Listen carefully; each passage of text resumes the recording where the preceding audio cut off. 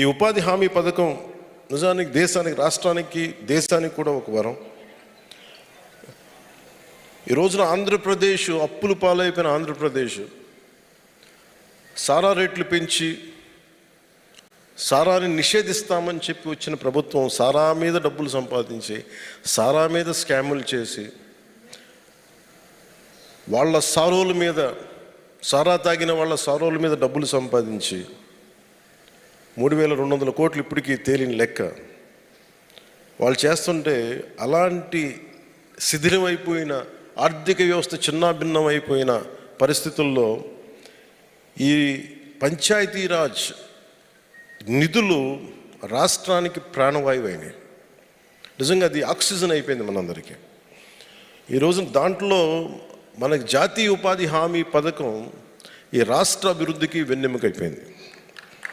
ఉపాధి హామీ పథకం దాదాపు 46,94,000 కుటుంబాలు, 75,23,000 మంది శ్రామికులు వారి సొంత గ్రామాల్లోనే ఉపాధి పొందుతున్నారు. పోయిన ఆర్థిక సంవత్సరంలో 24 లక్షల పని దినాలు కల్పించాం. 5,10,000 కుటుంబాలకి 100 రోజుల పని కల్పించాం. గత ఆర్థిక సంవత్సరంలో ఈ పథకం కింద 10,669 కోట్ల రూపాయలని ఖర్చు చేశాం. అందులో 6,194 కోట్ల రూపాయలు కేవలం వేతనాలకే. ఇందాక సోదరు అంటున్నట్టుగా 150 అంటే గగనం అంటే 350 రూపాయలు వస్తున్నాయంటే ఎక్కడా లంచాలు తీసుకోకుండా సోషల్ ఆడిట్ ద్వారా అందరికి వెళ్ళాలని ఒక్క నిజంగా కట్టుదిట్టం చేస్తే మీకు ఆ డబ్బులు పెరిగినాయి. దాంట్లోకి వేతనాలకి 6,194 కోట్ల రూపాయలు ఖర్చు చేశాం. వేతనాలకి 4,023 కోట్ల రూపాయలు మెటీరియల్ కింద ఖర్చు చేశాం. మీరు పడే ఈ కష్టం ఈరోజు గ్రామాల అభివృద్ధికి చాలా బలమైన బాటను వేస్తుంది. మీ కష్టం ఫలితంగా పల్లి పండుగలో, అంటే పల్లి పండుగలు ఎందుకు పదం వచ్చిందంటే కృష్ణతేజ గారితో కూర్చున్నప్పుడు అసలు జీవం వస్తుంది. ఒక పని ఉన్నప్పుడు 10 మందికి హుషారు ఉంటుంది. ఒక పండగ వాతావరణం కావాలి అంటే అది మన పల్లిని ఒక పండగ వాతావరణం క్రియేట్ చేయాలని శశిభూషణ్ గారు, మన కృష్ణతేజ గారు ఒక మీటింగ్లో చెప్పినప్పుడు వారు ముందుకు తీసుకెళ్ళింది ఇది. అందుకనే పల్లి పండుగ నిజంగా ఈ రోజున ఒక పండుగ వాతావరణం తీసుకొచ్చింది మన పల్లెల్లో. సో పల్లి పండుగలో భాగంగా ఇప్పటికీ 377.37 కోట్ల రూపాయలు, 377.37 కోట్ల రూపాయలతోటి 21,564 గోకులాలు పూర్తి చేశాం. దీనివల్ల ప్రతి రైతుకి నీడపట్టును ఉండటం, వాటికి చిన్నపాటి నీడను ఉండటం వల్ల ప్రతి రైతుకి నెలకి 4,200 రూపాయల అదనపు ఆదాయం లభిస్తూ ఉంది.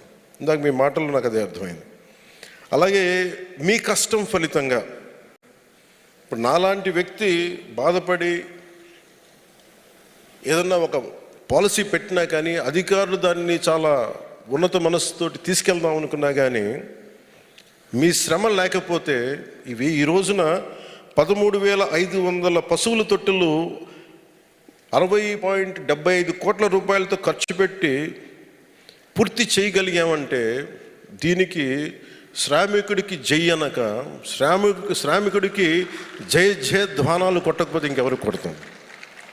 అలాగే మీ అందరి భాగస్వామ్యంతో మీ శ్రమ ఫలితంగా 317.91 కోట్ల ఖర్చుతోటి 63,582 ఎకరాల్లో పండ్ల తోటలను పెంచాం.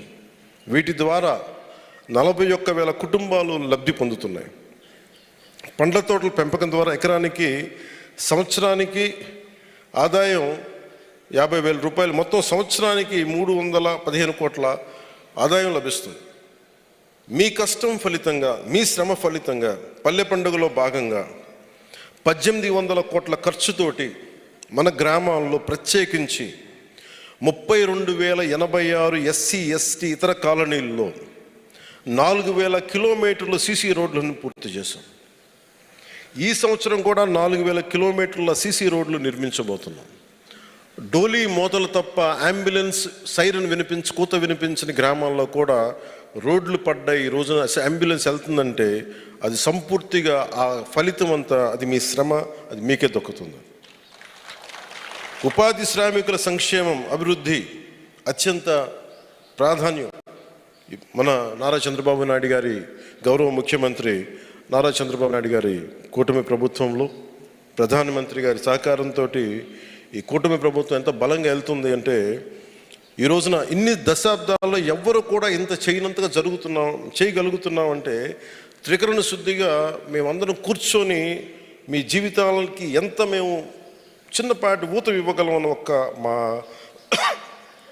ప్రధానమంత్రి గారి దగ్గర నుంచి ముఖ్యమంత్రి గారి దగ్గర నుంచి ఆఖరికి మన చివరన ఉన్న సచివాలయం ఉద్యోగుల వరకు అందరూ కట్టుదిట్టంగా ఒకటే మాట మీద ఉంటే మేమందరం మీకు ఈ చిన్నపాటి ఆనందం మేము చూడగలుగుతున్నాం మీ కళ్ళల్లో.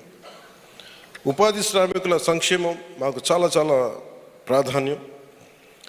ఈ ఒకే ఒక్క రోజులు అంటే మొన్న మొగల్తూరులో నా దృష్టికి కృష్ణతేజ గారు పట్టుకొచ్చినప్పుడు వారెవరికి మన ప్రధానమంత్రి జీవన్ జ్యోతి బీమా యోజన లేదు, కొంచెం ఇబ్బంది ఉంది, చనిపోతే డబ్బులు ఎలా ఇవ్వాలో తెలియట్లేదంటే ఆ రోజు మేము ఒక నిర్ణయం తీసుకున్నాం.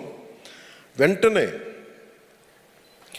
ఒకే ఒక రోజులో 1 కోటి మంది ఉపాధి శ్రామికులకి ప్రధానమంత్రి సురక్ష బీమా యోజన మరియు ప్రధానమంత్రి జీవన్ జ్యోతి బీమా యోజన కింద నమోదు చేసుకున్నట్టు తెలుసుకున్నాం. తద్వారా ఆ కుటుంబానికి 2 లక్షల రూపాయలు భరోసా లభిస్తుంది.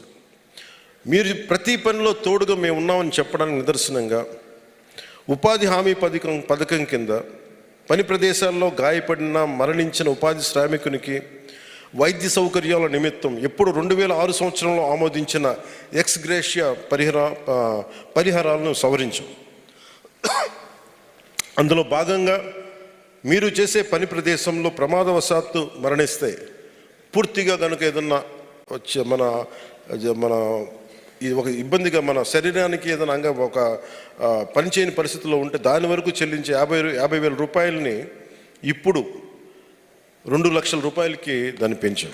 ఎండలు ప్రత్యేకించి తీవ్రంగా చాలా మీకు తెలిసి ఎంత ఇబ్బందిగా ఉంటాయి ఎండలు. ఎందుకంటే శ్రమ చేసేవాడికి ఉన్నంత ఎండ తీవ్రత ఇంకెవరికి ఉండదు.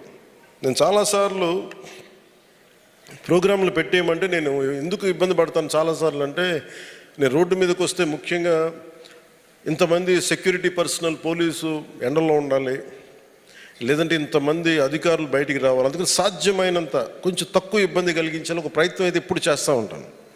సో నాకు ఆ కష్టం బాగా తెలుసు నాకు. అందుకని ప్రత్యేకించి మీరు పనిచేసే చోట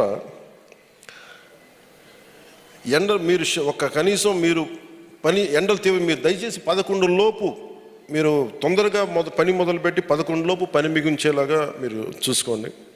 అవసరమైతే పనుల్ని సాయంత్రం 4 గంటల తర్వాత 6 గంటల వరకు కొనసాగించండి మీకు ఏదైనా డెడ్ లైన్స్ ఉంటాయి.